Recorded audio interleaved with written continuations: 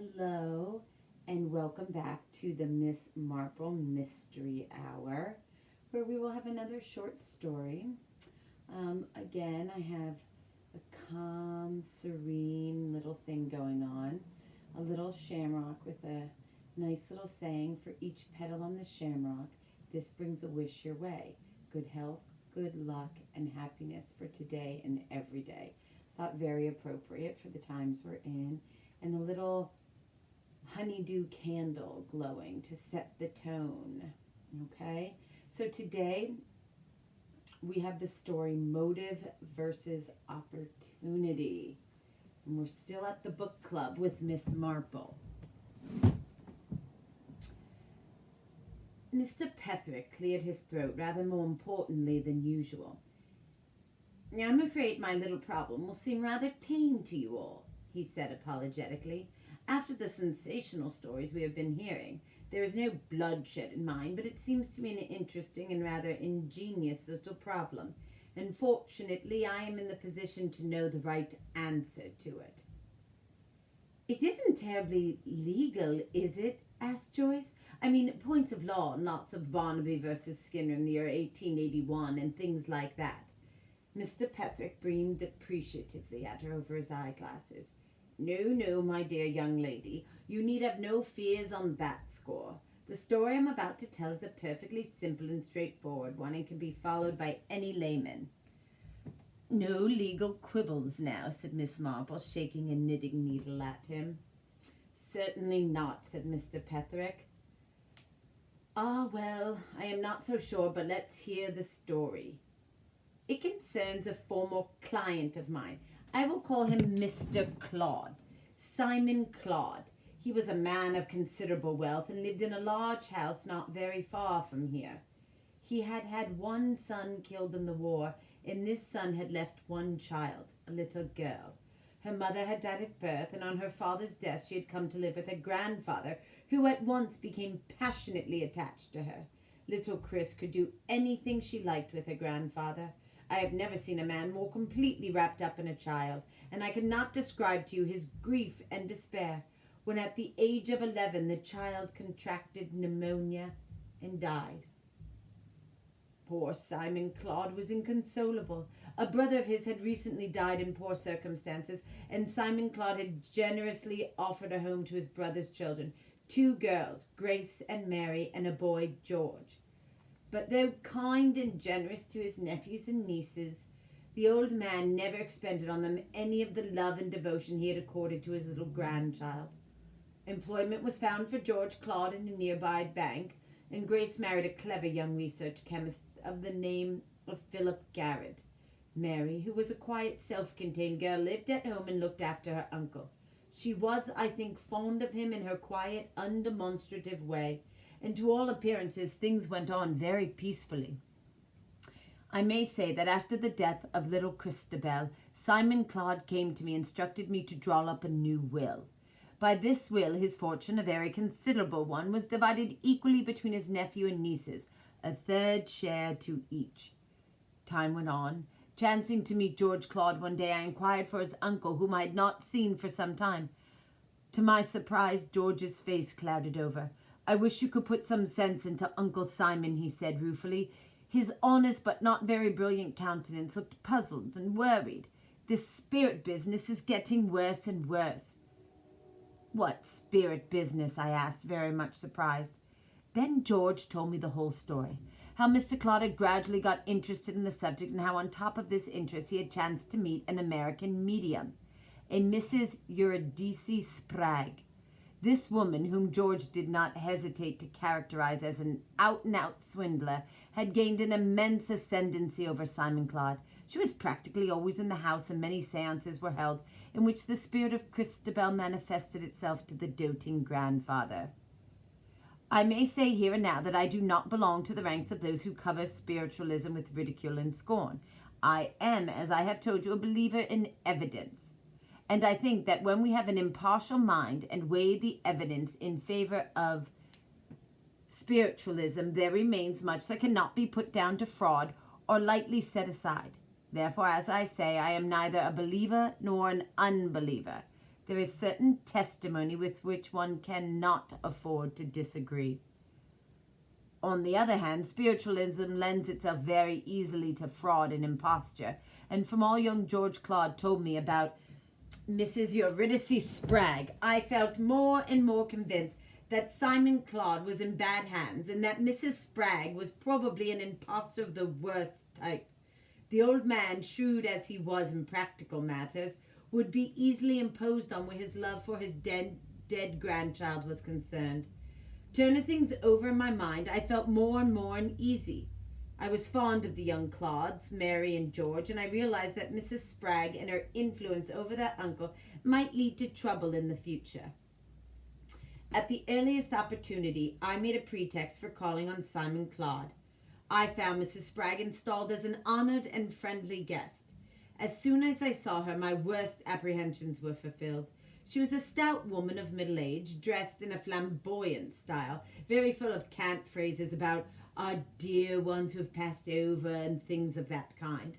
Her husband, who was also staying in the house, Mr. Absalom Spragg, a thin, lank man with a melancholy expression and extremely furtive eyes. As soon as I could, I got Simon Claude to myself and sounded him tactfully on the subject. He was full of enthusiasms. Eurydice Spragg was wonderful. She had been sent him directly in answer to a prayer. She cared nothing for money. The joy of helping a heart in affliction was enough for her. She had quite a mother's feelings for little Chris. He was beginning to regard her almost as a daughter. Then he went on to give me details, how he had heard Chris's voice speaking, how she was well and happy with her father and mother. He went on to tell other sentiments expressed by the child, which in remembrances of little Christabel seemed to me highly unlikely. She laid stress on the fact that mother and father loved dear Mrs. Spragg. But of course, he broke off, you are a scoffer, Petherick. No, I am not a scoffer, very far from it. Some of the men who have written on the subject are men whose testimony I would accept unhesitatingly, and I should accord any medium recommended by them respect and credence.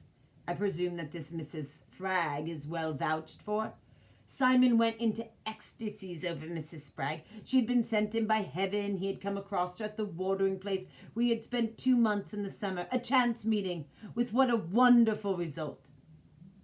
I went away very dissatisfied. My worst fears were realized, but I did not see what I could do. After a good deal of thought and deliberation, I wrote to Philip Garrett, whom had, as I mentioned, just married the eldest Claude girl, Grace. I set the case before him, of course, in most carefully guarded language. I pointed out the danger of such a woman gaining ascendancy over the old man's mind, and I suggested that Mr. Claude should be brought into contact, if possible, with some reputable spiritualistic circles. This, I thought, would not be a difficult matter for Philip Garrett to arrange.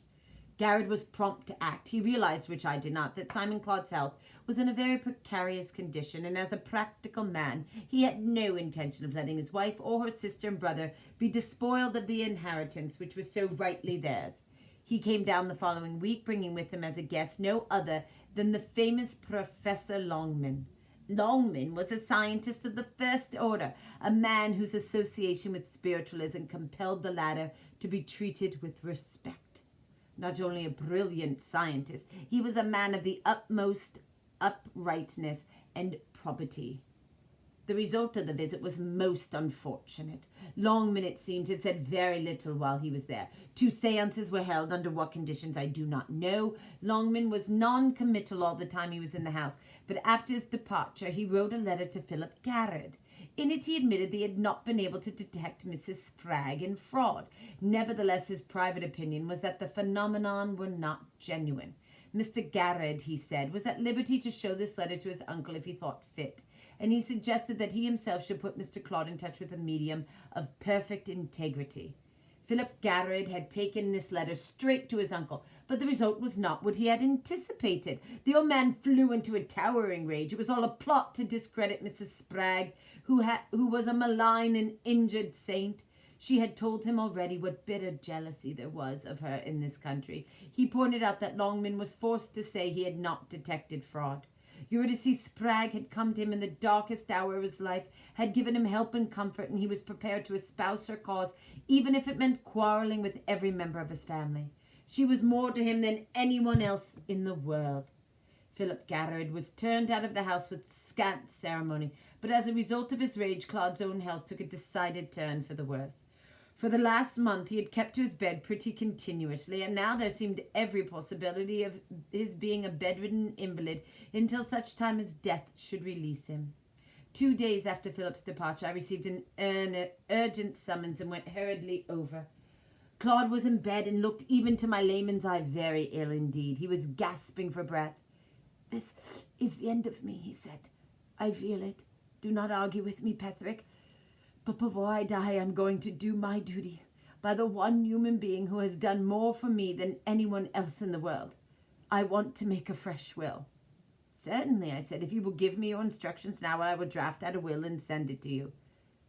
"That won't do," he said. "Why, man, I might not live through the night. I have written out what I want here." He fumbled under his pillow. "And you can tell me if it is right." He produced a sheet of paper with a few words roughly scribbled on it in pencil. It was quite simple and clear. He left £5,000 to each of his nieces and nephew, and the residue of his vast property outright to Eurydice Spragg, in gratitude and admiration. I didn't like it, but there it was. There was no question of unsound mind. The old man was as sane as anybody.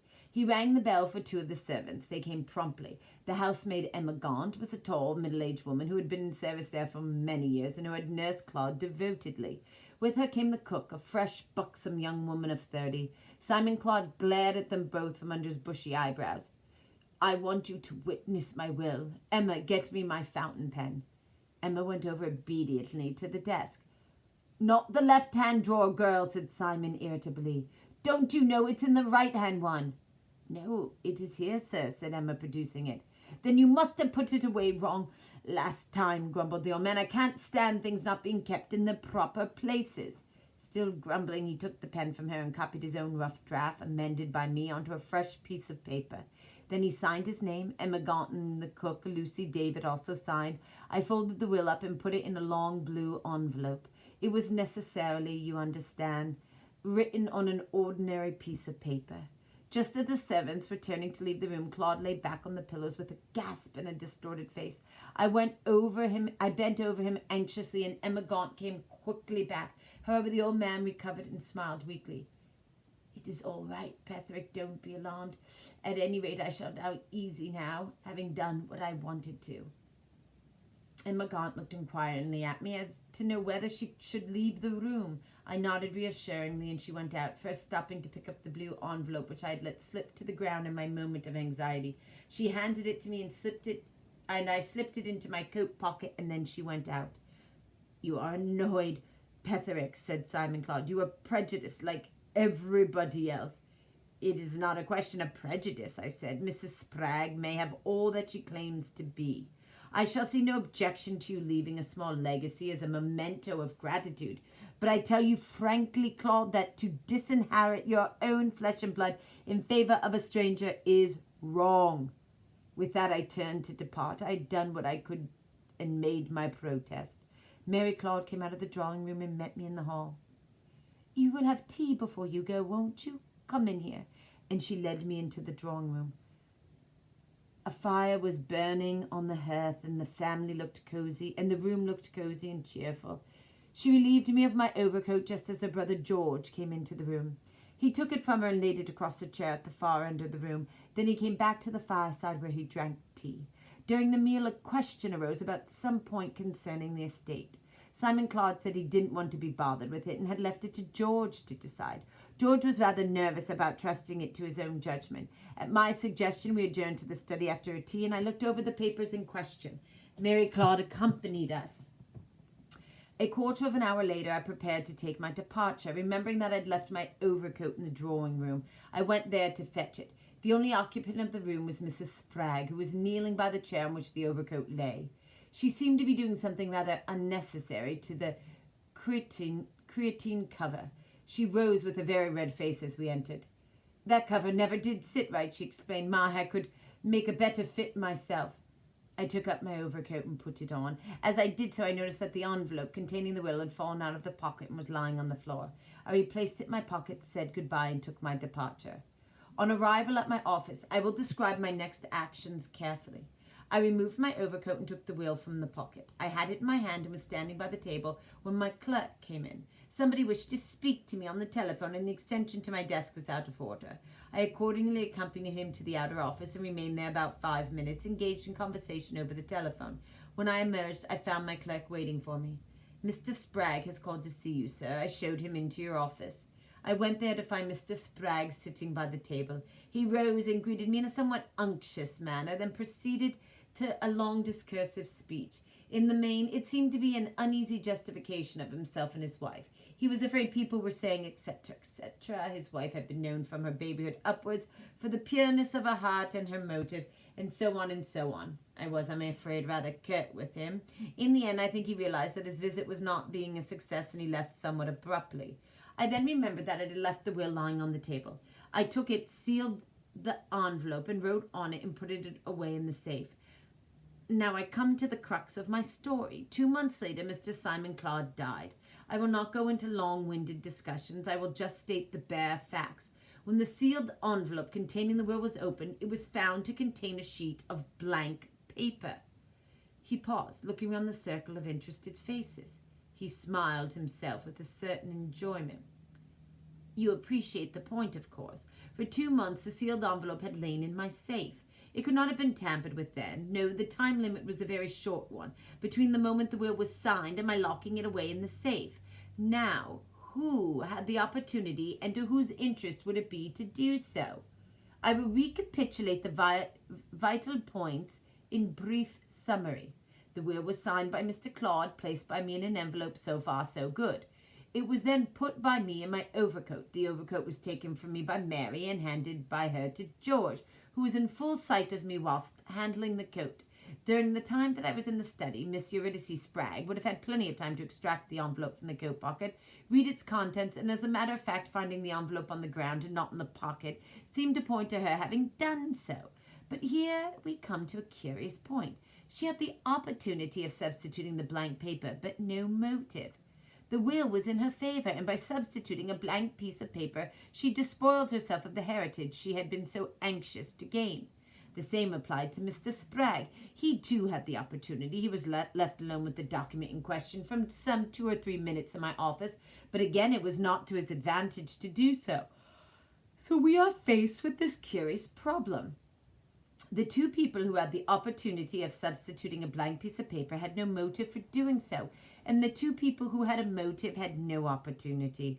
By the way, I would not exclude the housemaid Emma Gaunt from suspicion. She was devoted to her young master and mistress and detested the Spraggs. She would, I feel sure, have been quite equal to attempting the substitution if she had thought of it. But although she actually handled the envelope when she picked it up from the floor and handed it to me, she certainly had no opportunity of tampering with its contents, and she could not have substituted another envelope by some sleight of hand, of which, anyway, she would not be capable, because the envelope in question was brought into the house by me, and no one there would be likely to have a duplicate. He looked round, beaming on the assembly. Now, there is my little problem. I have, I hope, stated it clearly. I should be interested to hear your views.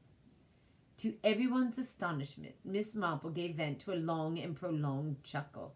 Something seemed to be amusing her immensely. What is the matter, Aunt Jane? Can't we share the joke? Said Raymond. I was thinking of little Tommy Simmons, a naughty little boy, I am afraid, but sometimes very amusing. One of those children with innocent, childlike faces who are always up to some mischief or other. I was thinking how last week in Sunday school he said, "Teacher, do you say yolk of eggs is white or yolk of eggs are white?" And Miss Durston explained that Annie would say yolk of eggs are white or yolk of egg is white. And naughty Tommy said, "Well, I should say yolk of egg is yellow." Very naughty of him, of course, and as old as the hills. I knew that one as a child. Very funny, my dear Aunt Jane, Raymond said gently, but surely that has nothing to do with the very interesting story that Mr. Petherick has been telling us. Oh, yes, it has, said Miss Marple. It is a catch, and so is Mr. Petherick's story a catch. So like a lawyer. Ah, my dear old friend. She shook a reproving head at him. I wonder if you really know, said the lawyer with a twinkle. Miss Marple wrote a few words on a piece of paper, folded them up, and passed them across to him. Mr. Petherick unfolded the paper, read what was written on it, and looked across at her appreciatively. "My dear friend," he said, "is there anything you do not know?" "I knew that as a child," says Miss Marple. "Played with it, too." "I feel really rather out of this," said Sir Henry. "I feel sure that Mr. Petherick has some clever legal legamen up his sleeve." "Not at all," said Mr. Petherick. "Not at all. It is perfectly straightforward proposition. You must not pay any attention to Miss Marple. She has her own way of looking at things." "We should be able to arrive at the truth," said Raymond West a trifle vexedly. "The facts certainly seem plain enough. 5 persons actually touched that envelope. The Spraggs clearly could have meddled with it, but equally clearly they did not do so. There remains the other 3. Now, when one sees the marvelous ways that conjurers have of doing a thing before one's eye, it seems to me that the paper could have been extracted and another substituted by George Claude during the time he was carrying the overcoat to the far end of the room." "Well, now I think it was the girl," said Joyce. "I think the housemaid ran down and told her what was happening. She got hold of another blue envelope and just substituted the one for the other." Sir Henry shook his head. "I disagree with you both," he said slowly. "These sort of things are done by conjurers, and they are done on the stage and in novels, but I think they would be impossible to do in real life, especially under the shrewd eyes of a man like my friend Mr. Petherick here. But I have an idea. It's only an idea, nothing more. We know that Professor Longman had just been down for a visit, and that he said very little. It is only reasonable to suppose that the Spraggs may have been very anxious as to the result of that visit. If Simon Claude did not take them into his confidence, which is quite probable, they may have viewed his sending for Mr. Petherick for quite another angle.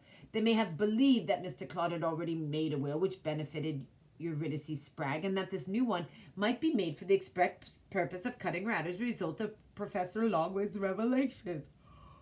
Or, alternatively, as you lawyers say, Philip Garrett had impressed on his uncle the claims of his own flesh and blood. In that case, suppose Mrs. Spragg prepared to effect a substitution. This she does, but Mr. Petherick, coming in an unfortunate moment, she had no time to read the real document and hastily destroys it by fire in case the lawyers should discover his loss." Joyce shook her head very decidedly. "She would never burn it without reading it." "The solution is rather a weak one," admitted Sir Henry. "I suppose Mr. Petherick did not assist Providence himself." The suggestion was only a laughing one, but the little lawyer drew himself up in offended dignity. "A most improper suggestion," he said with some asperity. "What does Dr. Pender say?" said Sir Henry. "I cannot say I have any clear ideas. I think the substitution must have been effected by either Mrs. Spragg or her husband, possibly for the motives that Sir Henry suggests. If she did not read the will until after Mr. Petherick had departed, she would then be in somewhat of a dilemma, since she could not own up to her action in the matter. Possibly she would place it among Mr. Claude's papers, where she thought it would be found after his death. But why it wasn't found I do not know. It might be a mere speculation, this, that Emma Gaunt came across it, and out of misplaced devotion to her employers deliberately destroyed it." "I think Dr. Pender's solution is the best of all," said Joyce. "Is it right, Mr. Petherick?" The lawyer shook his head. "I will go on where I left off. I was dumbfounded and quite as much at sea as all of you are. I don't think I should ever have guessed the truth. Probably not, but I was enlightened. It was cleverly done, too. I went and dined with Philip Garrett about a month later, and in the course of our after-dinner conversation, he mentioned an interesting case that he had recently come to notice. I should like to tell you about it, Mr. Petherick, in confidence, of course." "Quite so," I replied. "A friend of mine who had expectations from one of his relatives was greatly distressed to find that the relative had thoughts of benefiting a totally unworthy person. My friend, I'm afraid, is a trifle unscrupulous in his methods. There was a maid in the house who was greatly devoted to the interests of what I may call the legitimate party. My friend gave her very simple instructions. He gave her a fountain pen duly filled. She was to place this in a drawer in the writing table in her master's room, but not the usual drawer where the pen was generally kept. If her master asked her to witness his signature to any document and asked her to bring him his pen, she was to bring him not the right one, but this one, which was an exact duplicate of it. That was all she had to do. He gave her no other information. She was a devoted creature, and she carried out his instructions faithfully. He broke off and said, I hope I'm not boring you, Mr. Petherick. Not at all, I said. I'm keenly interested. Our eyes met. My friend is, of course, not known to you, he said. Of course not, I replied. Then that is all right, said Philip Gaddard.